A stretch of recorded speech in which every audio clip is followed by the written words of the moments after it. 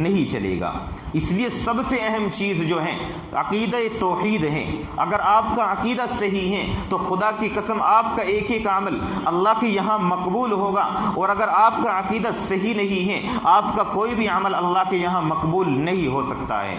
عقیدہ توحید کے لیے آپ علیہ الصلاۃ والسلام نے 7 اصول بیان فرمائے ہیں۔ یہ 7 اصول آپ کے مدرسے کے اندر چھوٹے چھوٹے بچوں کے سینوں کے اندر الحمدللہ خوب اچھے طریقے سے اتار دیے جاتے ہیں، لیکن شاید آپ کو ان 7 اصول کا نہیں پتہ ہوگا۔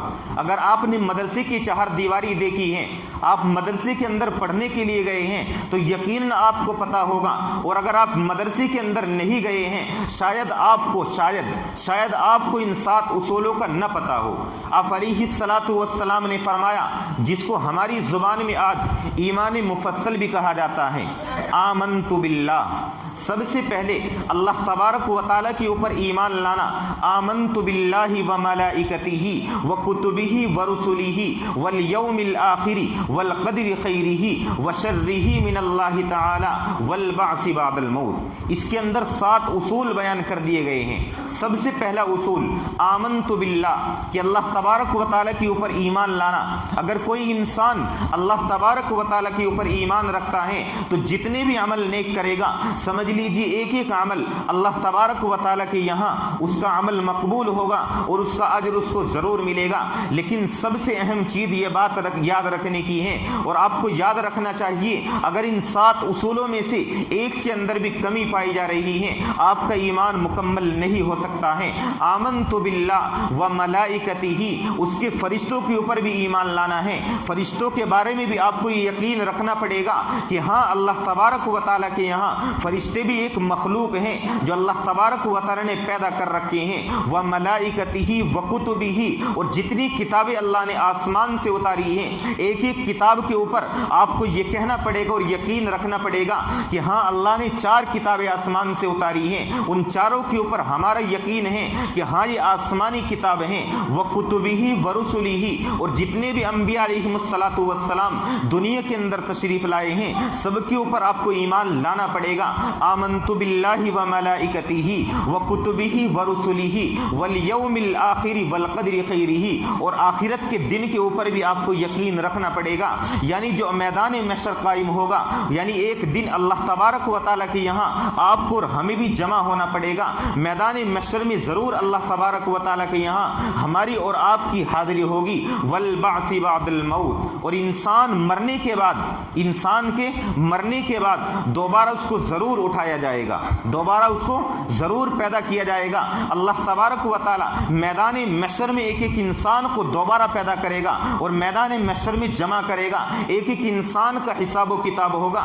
والقدر خیرہ و شرہ، اچھی بری تقدیر کے اوپر بھی آپ کو ایمان رکھنا پڑے گا کہ جتنی بھی چیزیں انسان کے ساتھ لاحق ہوتی ہیں، جو بھی پریشانی انسان کو پہنچتی ہیں، وہ تمام کی تمام اللہ تبارک و تعالیٰ کی طرف سے ہیں۔ کوئی اچھائی اگر آپ کو پہنچ رہی ہے سمجھ لیجئے وہ بھی اللہ تبارک و تعالیٰ کی طرف سے ہیں۔ کوئی بھلائی آپ کو پہنچ رہی ہے اللہ کی طرف سے ہیں۔ کوئی مصیبت اور پریشانی آپ کو پہنچ رہی ہے اس کے اوپر صبر کر کے یہ کہنا پڑے گا کہ یہ تمام چیزیں بھی اللہ کی طرف سے ہیں۔ ان تمام کے اوپر آپ کو ایمان رکھنا پڑے گا۔ حضرت عباس رضی اللہ تعالیٰ عنہ، حضرت ابن عباس رضی اللہ تعالیٰ عنہ کی حدیثیں، آپ علیہ الصلاۃ والسلام کے ساتھ ایک مرتبہ پیچھے چل رہے تھے۔ آپ علیہ الصلاۃ والسلام نے کہا کہ اے نوجوان، آپ کو پتہ ہے کہ تو اللہ کو ہمیشہ یاد رکھ، اگر تو اللہ کو یاد رکھے گا سمجھ لیجیے کہ اللہ تجھے یاد رکھے گا، اور تو اللہ کو بھول جائے گا اللہ کو کیا پڑی ہے کہ وہ تجھے یاد کرے۔ جب بھی تو اللہ کو پکارے گا، اگر تو اللہ کو یاد رکھتا ہے، جب بھی تو اللہ کو پکارے گا اللہ کو اپنے سامنے حاضر پائے گا، اور جو بھی چیز تجھ کو پہنچتی ہے اگر ساری دنیا مل کر کے تجھ کو نفع پہنچانا چاہے تو اس سے زیادہ نفع نہیں پہنچا سکتی ہے جتنا کہ اللہ تبارک و تعالیٰ نے تیرے مقدر میں لکھ دیا ہے۔ اتنا ہی نفع تجھے پہنچے گا، اس سے زیادہ نفع نہیں پہنچ سکتا ہے، چاہے ساری دنیا مل کر کے تجھ کو نفع پہنچانا چاہے، لیکن اتنا ہی نفع پہنچا سکتی ہیں جتنا اللہ نے تیرے مقدر میں لکھ رکھا ہے، اس سے زیادہ نفع آپ کو نہیں پہنچ سکتا ہے۔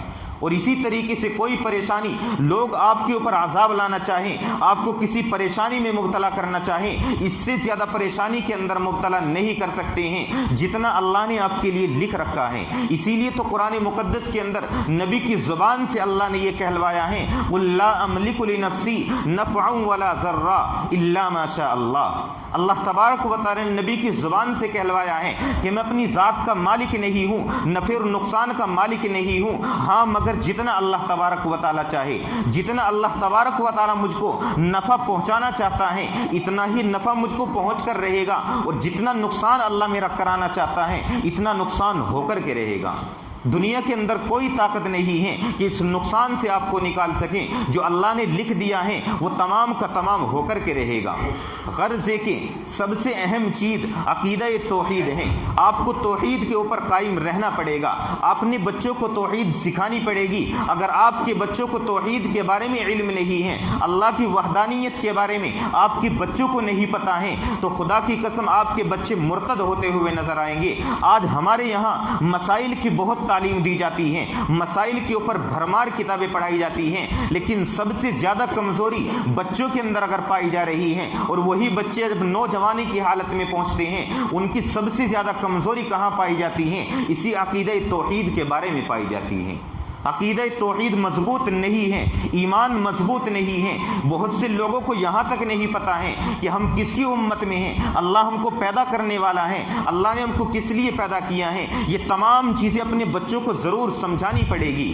دنیا کے اندر بے شمار انبیاء علیہم السلام تشریف لائے ہیں، سب کے سب نے سب سے زیادہ محنت توحید کے اوپر کی ہے، حتیٰ کہ حضرت نوح علیہ السلام دنیا کے اندر تشریف لائے، اس سے پہلے یعنی حضرت نوح علیہ السلام سے پہلے تمام لوگ سب کے سب انسان صرف ایک اللہ کو پوجنے والے تھے، ایک اللہ کے سامنے جھکنے والے تھے، ایک اللہ کے سامنے سجدہ کرنے والے تھے۔ حضرت نوح علیہ السلام کی قوم جب یہ دیکھا، حضرت نوح علیہ السلام نے تقریباً 950 سال اس دنیا کے اوپر محنت کی ہے، اس دنیا کے لوگوں کے اوپر محنت کی ہے، صرف اور صرف عقیدہ توحید سمجھایا ہے، لیکن 950 سال محنت کرنے کے باوجود صرف 80 لوگ مسلمان ہوئے ہیں۔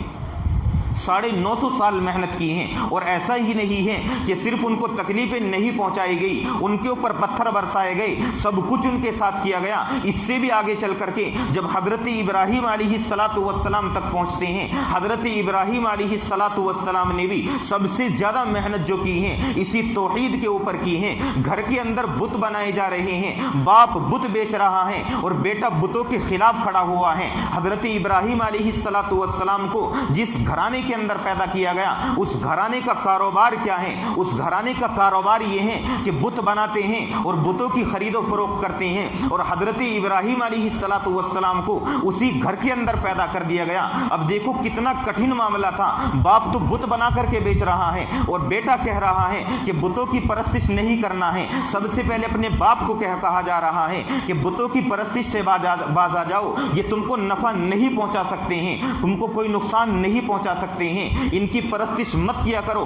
باپ کی طرف سے یہ اعلان سنا دیا گیا کہ اگر تو اپنی اس بات سے باز نہیں آیا، میرا کاروبار ٹھپ کرنے کے اوپر لگا ہوا ہے، کیونکہ اللہ کی طرف سے پیغام ہے، اللہ کے نبی ہیں، جو اللہ کی طرف سے پیغام آئے گا امت کو وہ سنانا پڑے گا، اس کے اندر کوئی کجی نہیں رکھ سکتے ہیں، اس کو چھپا نہیں سکتے ہیں۔ حضرت ابراہیم علیہ السلام تنہا کھڑے ہوئے ہیں اور تمام لوگوں کے خلاف کھڑے ہوئے ہیں۔ سب سے پہلے اپنے گھرانے سے نکلنا پڑا ہے، گھر والوں نے باہر نکال دیا، باہر نکل کر کے ایسا نہیں ہے پھر تکلیف نہیں پہنچی، بہت بے انتہا تکلیف پہنچی ہے۔ اسی توحید کے بدلے حضرت ابراہیم علیہ السلام کو نمرود نے آگ کے اندر ڈلوا دیا ہے۔ صرف کس وجہ سے؟ صرف یہ کہتے تھے ایک اللہ کے سامنے جھکو، ایک اللہ کو مانو، بت یہ تمہیں کچھ بھی نہیں پہنچا سکتے ہیں، نہ کوئی تمہیں نفع دے سکتے ہیں۔ حتیٰ کہ اللہ نے قرآن میں جہاں تک فرما دیا الہم ارجل یمشون بہا ام لہم ایدی यबतिशून बिहा, कि हाँ जिन बुतों को तुमने तराश रखा है, जिन बुतों की तुम परस्तिश कर रहे हो, बेशक इनके पाँव नजर आ रहे हैं, अलहुम अर्जुलन यमशून बिहा, लेकिन इन बुतों के अंदर इतनी ताकत नहीं है कि अपने पैरों से चल सकते हो, अपने पैरों से नहीं चल सकते हैं, इनके अंदर इतनी हिम्मत और ताकत नहीं है कि अपने पैरों पे खड़े हो सकते हो। अलहुम अर्जुलन यमशून बिहा अम लहुम ऐदी यबतिशून बिहा, इनके हाथ तो मौजूद हैं लेकिन हाथों में इतनी ताकत नहीं है कि अपने हाथ से कोई चीज़ उठा सकते हो। हत्ता कि इससे भी आगे बढ़कर इनकी कमज़ोरी को अल्लाह ने यहाँ तक बयान फरमाया कि अगर इनके ऊपर कोई मक्खी बैठ जाए, इन बुतों के अंदर इतनी ताकत नहीं है कि उस मक्खी को उड़ा सकें, तो फिर किस वजह से तुम इनकी परस्तिश कर रहे हो। और इससे भी आगे चलकर अल्लाह ने फिर ये फरमाया अम लहुम आयुन युबसिरून बिहा, कि इनके आँख मौजूद हैं, तुमने इनकी आँख बना दी हैं लेकिन आँखों से देख नहीं सकते हैं, सब कुछ इनके पास मौजूद हैं, कान इनके पास मौजूद हैं लेकिन सुन नहीं सकते हैं, फिर किस वजह से तुम इन बुतों की परस्तिश करते हो और किस वजह से तुम इनके सामने सजदा करते हो और किस वजह से तुम इनसे मुरादें मांगते हो। अल्लाह ने ये तमाम ऐलान तमाम दुनिया वालों के सामने कर दिया है, किसी से कोई ढका छुपा नहीं है। अब वो चाहे अल्लाह को माने या गैरुल्लाह को माने, उसको इख्तियार दे दिया गया है, फैसला मैदान महशर में होना है।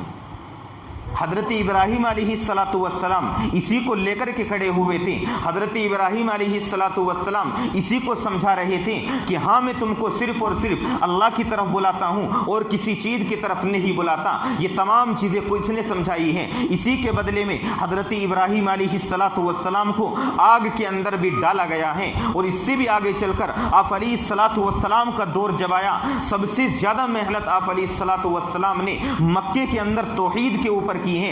एक तने तनहा इंसान मक्के के अंदर वो काबा जिसको इब्राहीम अलैहिस्सलातु वस्सलाम ने अपने हाथों से तामीर किया था, उसके अंदर 360 बुत रखे हुए हैं। एक नबी रहमत खड़ा होता है और डंके की चोट पर ऐलान कर देता है, कोहे सफ़ा की चोटी पर खड़े होकर ऐलान कर देता है कि हाँ सिर्फ एक के सामने झुकना है, किसी और के सामने झुकने की इजाज़त नहीं है। जो इंसान किसी और के सामने